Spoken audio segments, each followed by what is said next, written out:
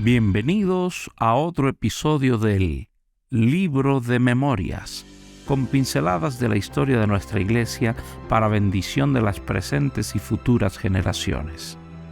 En este episodio conoceremos detalles de la visión dada por Dios al fundador Ernest William Sellers con respecto al estudio de la Palabra de Dios.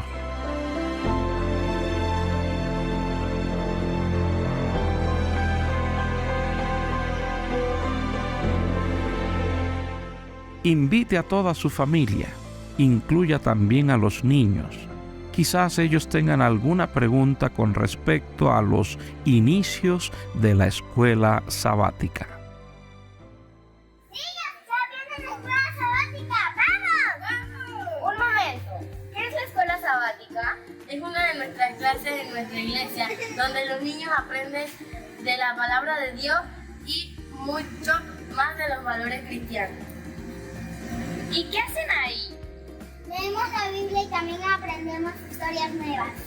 También memorizamos versículos y aprendemos más de la palabra de Dios. ¿Cómo comenzó la escuela sabática?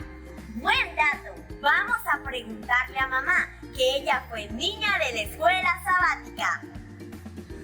Porque el sábado es día de la escuela sabática. Mamá, tengo una pregunta. ¿Cómo comenzó la escuela sabática? ¿Ustedes quieren saber cómo comenzó la escuela sabática? ¡Sí!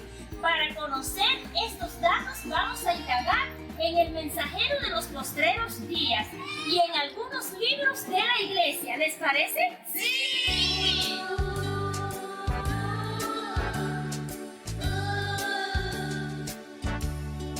Lavo las manitas con agua y con jabón, se las presento a Cristo con todo mi corazón. Ten mucho cuidadito y mira por dónde vas. Y yo llevo de Cristo y no te quedes atrás.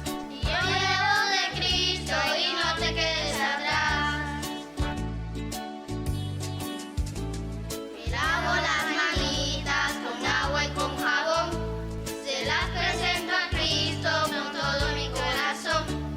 Ten mucho cuidadito y mira por dónde vas. Y yo llevo de Cristo y no te quedes atrás. Y yo llevo de Cristo y no te quedes atrás.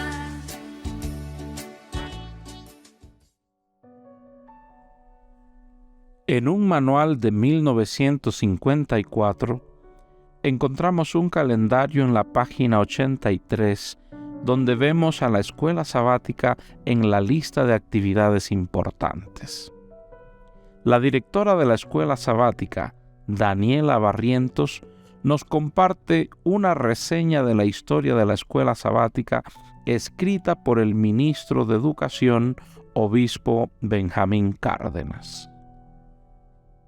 La historia de la escuela sabática se remonta al inicio de la iglesia como institución.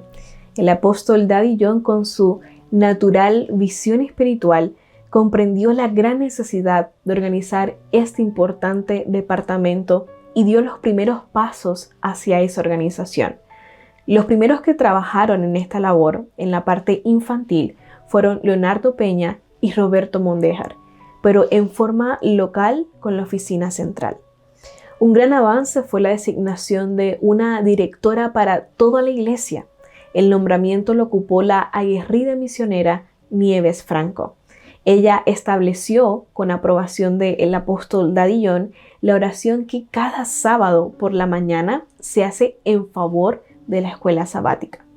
Por esos tiempos fueron nombrados exploradores hedionistas, una especie de avanzada de la escuela sabática, el hoy apóstol Florentino Almeida y su esposa Mirta Almeida, que recorrían el país organizando giras y otras actividades con sus pequeños. En una ocasión, con Basilia Silverio e Hilda Díaz, hicieron un recorrido con más de 600 niños. Las lecciones para la escuela sabática aparecían regularmente en las ediciones de El órgano oficial de la iglesia, El mensajero de los postreros días. Más tarde, cuando fue necesario suspender temporalmente la edición del mensajero, comenzó a publicarse un folleto especial con las citadas lecciones, trabajo que se inició bajo la administración de la Junta de Obispos. Durante muchos años, el cargo de director internacional de la Escuela Sabática estuvo en manos de la maestra evangelista Eugenia Fernández, quien dedicó muchos esfuerzos a esta importante labor. Hoy ya contamos con libros para los niños, jóvenes y adultos que contienen temáticas de edificación y crecimiento en la vida de todo creyente. Además, se cuenta con planificadores que detallan paso a paso la forma de desarrollar las lecciones y otros recursos pedagógicos. Los maestros de los niños de nuestra iglesia tienen ganada la merecida fama de inventar con pocos recursos y realizar una buena labor. Esperamos que este trabajo sirva para ampliar sus posibilidades. Oramos al Señor para que los materiales elaborados por la Escuela Sabática sigan siendo de bendición e impulso a su obra en la tierra.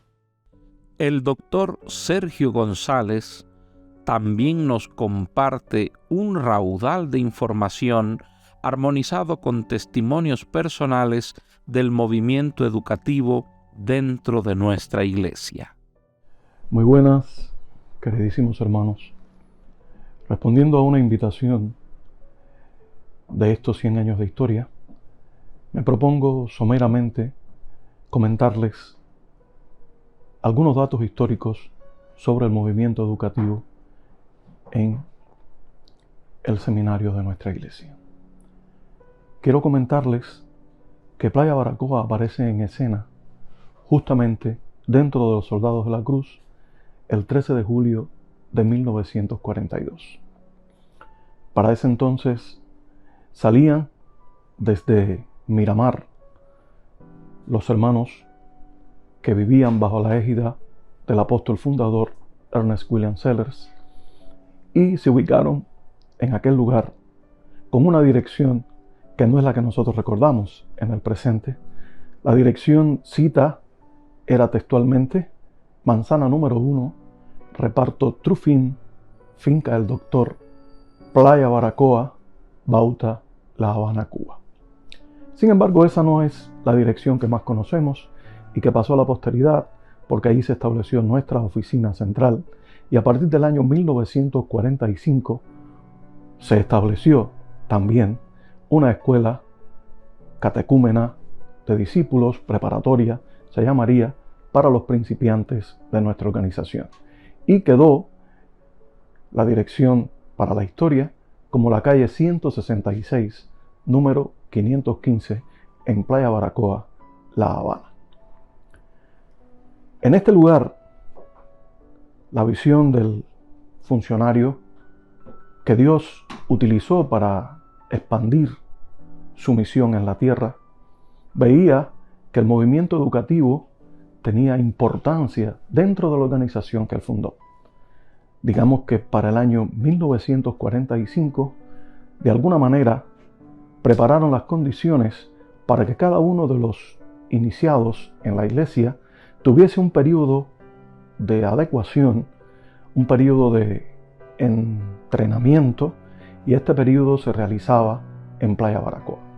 Aquel lugar era un lugar bien complicado, con situaciones difíciles en cuanto a salubridad.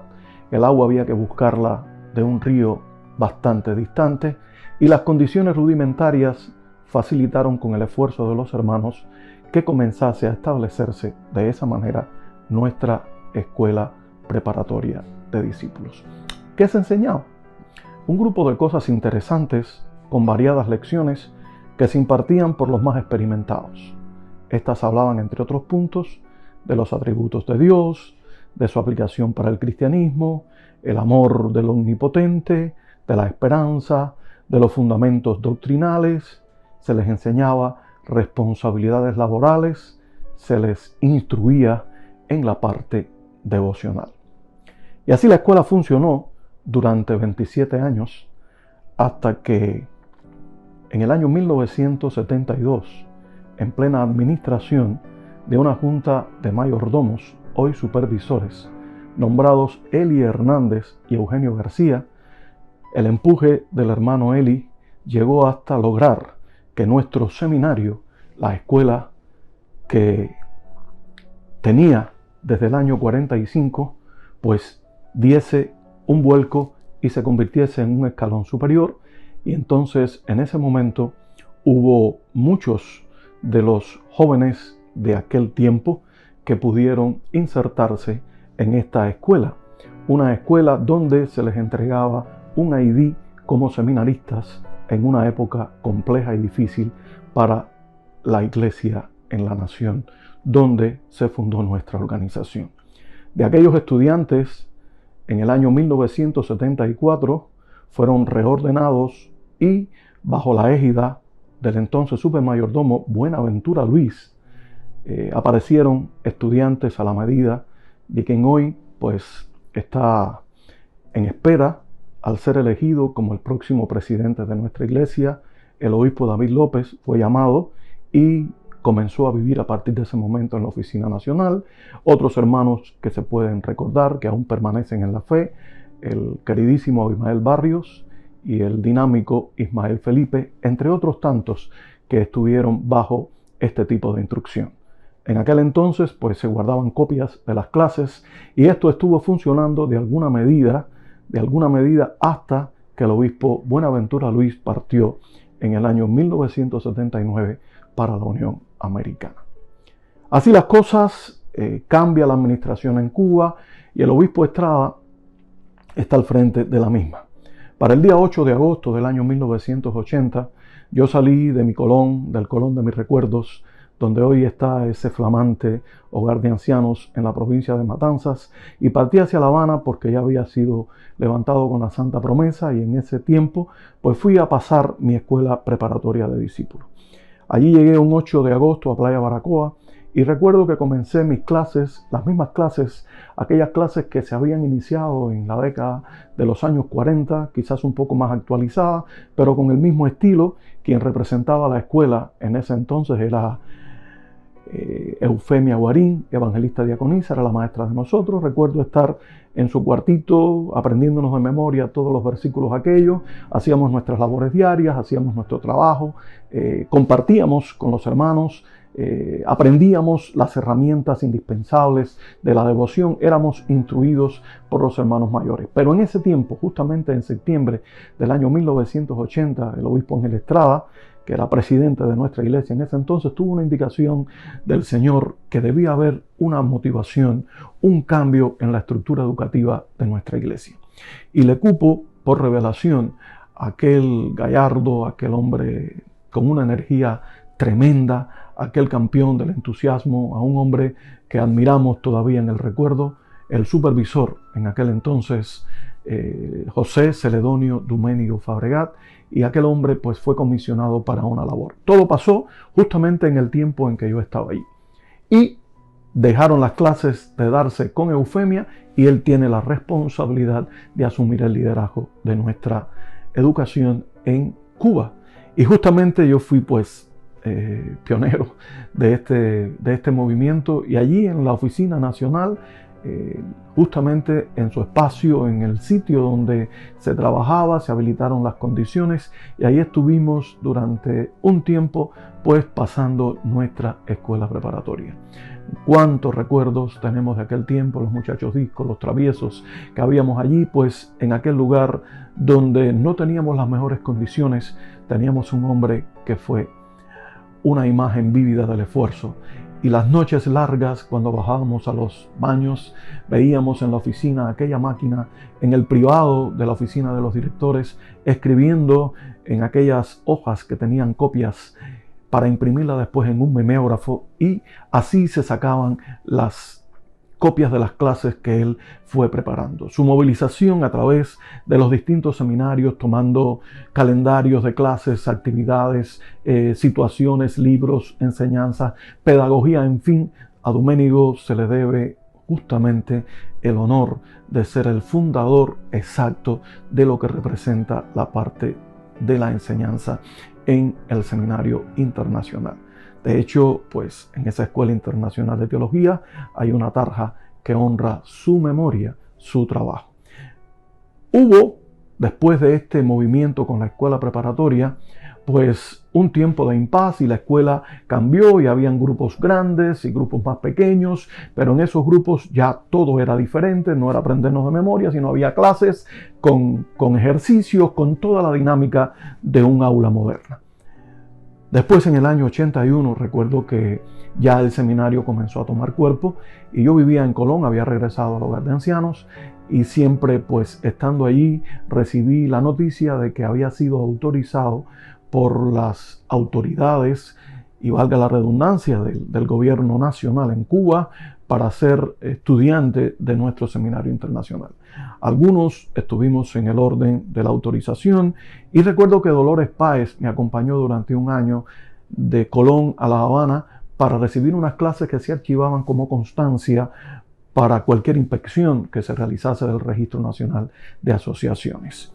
Este año que estuvimos invirtiendo en ese tiempo definitivamente no funcionó, no quedó en la historia, pero en el año 82 sí fuimos convocados un grupo autorizados de estudiantes y recuerdo entre muchos que conmigo estuvo en ese grupo quien es hoy mi queridísima esposa Carmi Verdesia, Anaide Guilarte, estuvo Pedro Pérez, Gabriel Domínguez, Avi y Dina Rodríguez, Dorcas Matos, Silvia Suárez y otros que se me escapan a la memoria, pero era un grupo que después se desmembró porque algunos de los hombres fueron llamados al ejército a servir en las filas del Servicio Militar General.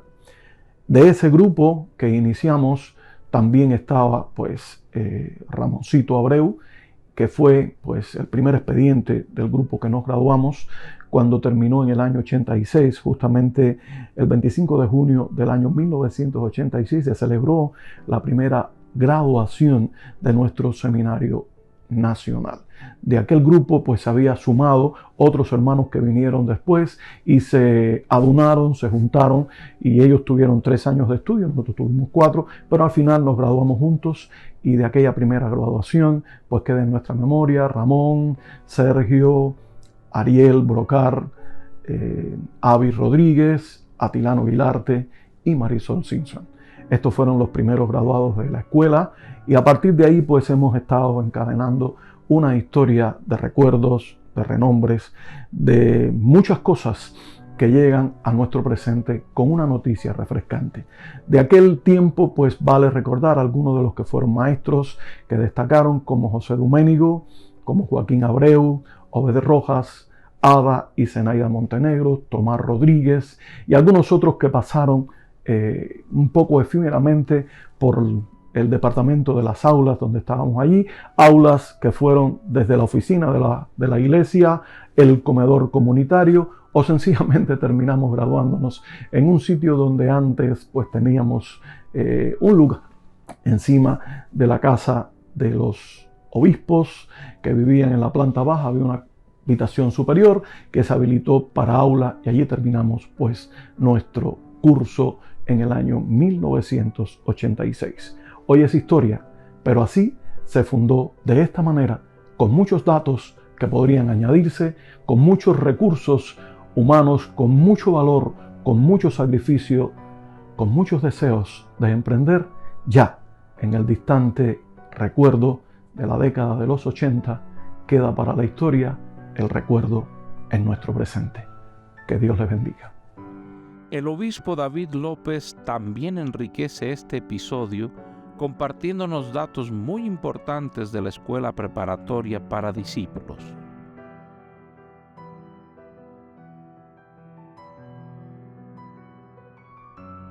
Yo pasé la escuela preparatoria de discípulo en el año 68. En aquel tiempo no se le llamaba seminario. Era escuela preparatoria de discípulos. Esto, desde que nuestro fundador tuvo la oportunidad de iniciar nuestra iglesia,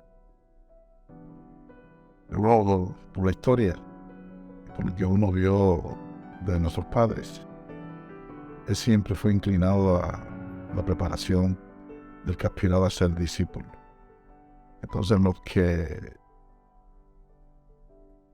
deseábamos iniciar nuestra vida misionera, lo primero que teníamos que hacer era ir a la playa de Baracoa donde estaba el director de la obra nuestra, y allí pues pasar a la escuela preparatoria de discípulos.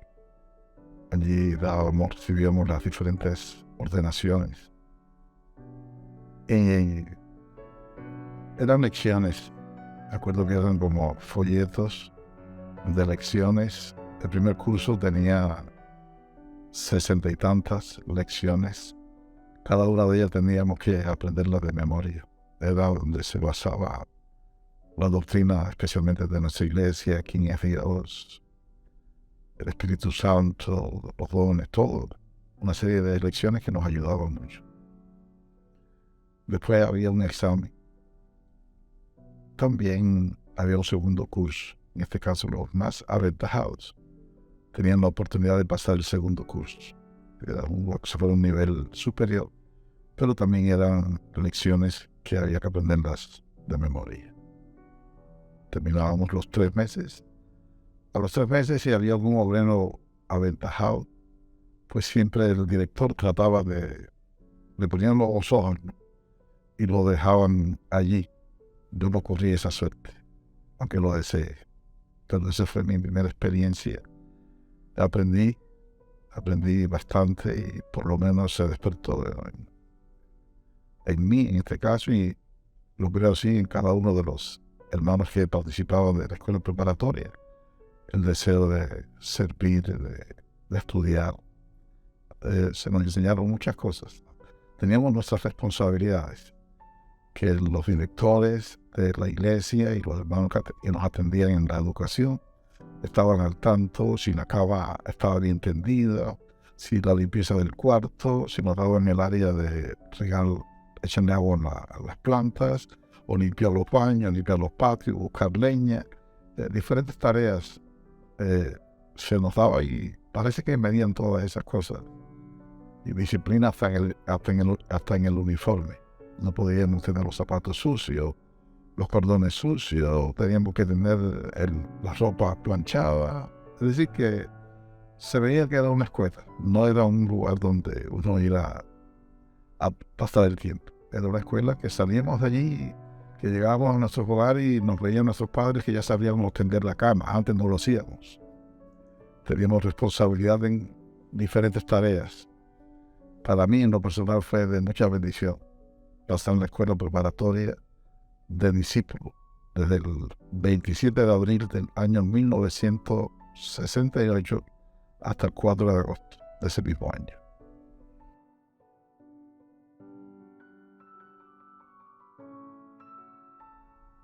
Al frente de la escuela, en aquel tiempo, eran hermanas que parece que desde el tipo de edad y yo ponían hermanas responsables para... nosotros estábamos frente a ella con la disposición de repetir las lecciones de memoria. Ellas decían si estaban bien, si estaban mal, si teníamos que darla otra vez. Pero en el tiempo mío fue la maestra evangelista Paula Rangel. Fue la que estaba ahí al frente. En ese tiempo también, en alguna ocasión, yo vi que como suplente estaba Eufemia Guarín, que después ella también tuvo esa responsabilidad en aquellos años. El director de la iglesia en Cuba en ese tiempo, en aquel entonces, el obispo Florentino Almeida.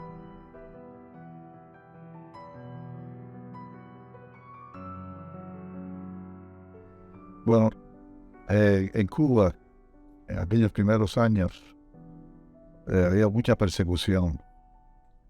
También, yo diría, incomprensión hubo. Y a los jóvenes, pues, el servicio militar no les favorecía mucho por nuestras costumbres, ¿no? De no trabajar el sábado, no agarrar las armas. Y 2 directores nuestros tuvieron la iniciativa de llamarnos impulsar un seminario. En este caso, reportado al gobierno, para que el gobierno lo aprobara. Y en Cuba todo eso tiene que estar bajo las leyes. Se hizo la gestión en el registro de asociaciones y se aprobó ese primer grupo. Yo estuve dentro de ellos. Pero en ese tiempo, pues, aunque estudiamos algunas asignaturas y algunas cosas, pero era más bien para librarnos de esto otro. Y la iglesia lo que nos tenía allí cerca, haciendo diferentes labores, pero no se hizo tanto énfasis en lo que es la educación, aunque sí recibíamos lecciones porque teníamos que tener nuestro expediente allí con notas y con cosas así. Es lo que recuerdo de eso. Fue en el año 1972. Después, el obispo Buenaventura Luis también quiso impulsar la educación y nos llamaron del lugar donde nosotros estábamos. Yo estaba en Las Tunas y vine para La Habana el día 4 de agosto del 74. Y ahí pues se le dio un poco más de carácter ya se le llamaba Seminario Nacional de Teología. Teníamos un carnet, el mío todavía está por ahí en algún lugar, pero ya eso nos justificaba si nos pedían alguna identificación. Por eso lo dábamos el carnet, como estábamos inscritos en el expediente número 24 del Registro Nacional de Asociaciones. Ya eso era algo que no siempre nos llevaban detenidos, sucedía siempre algo cuando andábamos por ahí. Pero Ventura hizo un trabajo muy bonito y habían varios maestros, desde mecanografía, taquigrafía, música y así varias cosas más que tienen que ver con lo que es la teología. Aprendimos también allí un poco, aunque después también como habían varias tareas que hacer, nos daban diferentes responsabilidades y no es que se le dedicaba el 100% del tiempo a lo que es la formación teológica de los jóvenes. Y en ese tiempo, ya ha pasado un tiempecito, sí surge dentro de nosotros un joven que fue un gran talento, José Dumenio Fabregat. En esa etapa, allí en la escuela, en la playa Baracoa, donde estaba también la oficina nacional, vimos a este joven muy talentoso. Era líder juvenil, era un joven administrador allí también. Florentino lo había puesto como administrador también allí en la playa Baracoa. Le gustaba impulsar los trabajos de la imprenta y quiso desarrollar también el seminario. Dios puso en su corazón un vivo interés de darle forma a lo que es la educación en la escuela. Él vio la necesidad de la preparación y él dedicaba tiempo. Ese muchacho desde la madrugada hasta hartas horas de la noche siempre estaba agarrando guagua y pasando trabajo y visitando seminarios para conocer todo un programa, digamos, de la escuela, qué es lo que es un programa, qué es lo que es un plan de trabajo. Es decir, que muchas cosas esas en ese tiempo nosotros las comenzamos a escuchar, pero impulsados por este vivo interés de este joven que quiso ayudar a la iglesia también en este aspecto de la educación. Allí me acuerdo que él luchó mucho por una aulita, que era como de este tamaño así para que sea el aula de lo que era el seminario, que ya se estaban reclutando algunos jóvenes del país. Algo bonito que vimos en él quiso buscar a otros hermanos que lo ayudaran. Me acuerdo que mandó a buscar a Joaquín Abreu, era otro joven que vivía en el centro del país, pero era un gran talento. Y Dios preparó a Joaquín, porque al poco tiempo, pues, Domenico salió para el extranjero y Joaquín fue el que continuó, ya dándole, diríamos, una forma un poquito más, ¿cómo se le puedo expresarlo? Sí, una estructura mucho más inclinada a lo que es una escuela, aunque Domenico hizo mucho y tenía un grupo de jóvenes allí estudiando, pero él se fue. Joaquín continuó y puedo decir que se hizo un trabajo precioso desde sus primeros años. En ese tiempo, ya poquito tiempo, pues se está trabajando con todos estos jóvenes. realmente a mí me ponen a atender la iglesia en Cuba, pero realmente me di cuenta que la preparación debe ser imprescindible, porque cuando a mí me ponen como presidente de la iglesia en Cuba, antes de eso yo hubiese deseado ser pastor u oficial de algún territorio. No tuve ese privilegio. Y yo vi la necesidad que yo tenía de una mayor preparación. Entonces, me uní al equipo que ya estaba trabajando en la educación y trabajamos en este proyecto de preparar.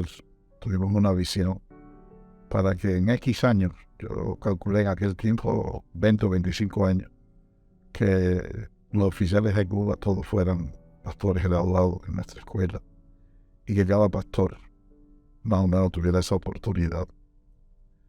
Y se comenzó y los hermanos comenzaron, primeramente eran grupos pequeños, pasaban a la escuela preparatoria. De ese grupo que pasaba a la escuela preparatoria se escogían a los más sobresalientes, a los que tenían vocación pastoral, se les invitaba a pasar el seminario. Y se aprobaba. Algunos en alguna ocasión no lo aprobaban porque se comenzó a exigir el grado de escolaridad también. Y la escuela comenzó a tener seriedad, y cuando los hermanos vieron que los pastores que salían de allí desde la primera graduación, que cuando predicaban ya no era igual que antes, cuando atendían un pastorado ya no era igual que antes, en muchas áreas se vio el cambio, el gran impulso que tuvo nuestra iglesia en aquel país. Lo agradecemos a Dios, al gran apoyo de la escuela, que también siempre tuvo el apoyo de nuestros hermanos mayores. Damos gracias a Dios por eso y defendemos la educación.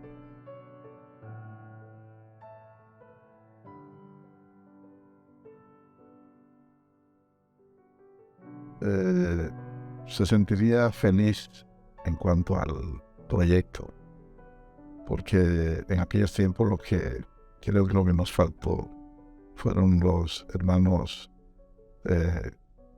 para preparar programas de clase, muchas cosas así que ahora se han ido implementando, y me parece que también su visión nos hubiera ayudado, esa visión evangelizadora de sacrificio, y que era en el tipo de Daddy John de todos esos años.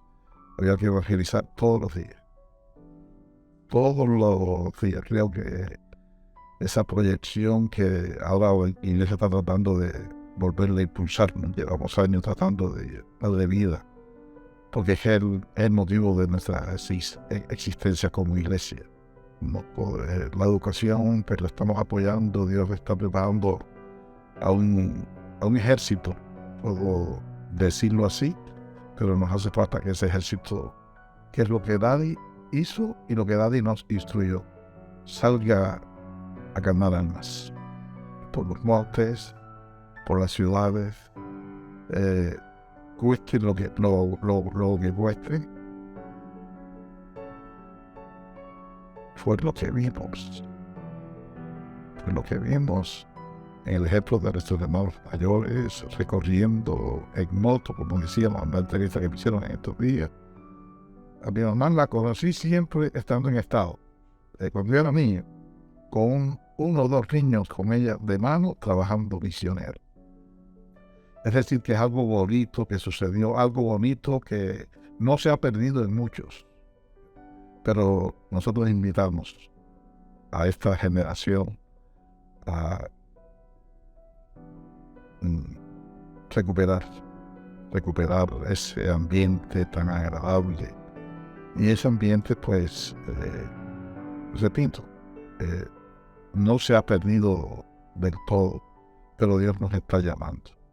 Dios nos está llamando, cueste lo que nos cueste, vale la pena ganar gamba para el reino. Yo creo que para eso es que nos estamos preparando. Ese es el gran interés que tiene nuestra iglesia hoy en día, de darle fuerza e invertir como nunca antes habíamos invertido en la preparación, se han llevado hermanos de diferentes países. Ha sido un gran esfuerzo y ellos mismos se han estado sacrificando. Matrimonios se han puesto de acuerdo para estar por un tiempo separado, ¿no? Uno, porque la escuela está en Cuba. Pero el interés de ellos ha sido ir y prepararse. Y nos alegra mucho la noticia de que en el regreso a su país, pues, ha valido la pena. Eso nos da mucha alegría, y en este mismo tiempo que se está invitando un buen grupo de hermanos, ojalá y no sea este solo grupo, que es decir, lo bonito es que de tantas personas que tengan el deseo de estudiar, la dirección de la escuela tenga que decir, no, ustedes el año que viene, porque son muchos, no tenemos capacidad, y nosotros más bien estemos involucrados en preparar nuevas aulas, preparar todas las condiciones para que este ejército que Dios nos ha unido con un propósito, trabaje con esta visión. Estoy muy de acuerdo y felicito a todos los hermanos que están trabajando en estos proyectos, y a todos los maestros, la dirección, los diferentes en la estructura que tiene la escuela o el sistema educativo de nuestra iglesia. Que Dios les siga bendiciendo, que Dios siga supliendo cada necesidad, porque no es solamente la Escuela Nacional en Cuba. Hay muchos cursos que todos tenemos la oportunidad de, si no un curso para pastor, otro curso de superación en algún área, tenemos nosotros la oportunidad de prepararnos y de superarnos en estos tiempos. El mundo lo requiere y nosotros felices, porque la iglesia ha interpretado la necesidad que tiene el mundo de hoy y lo que Dios nos está exigiendo en este tiempo.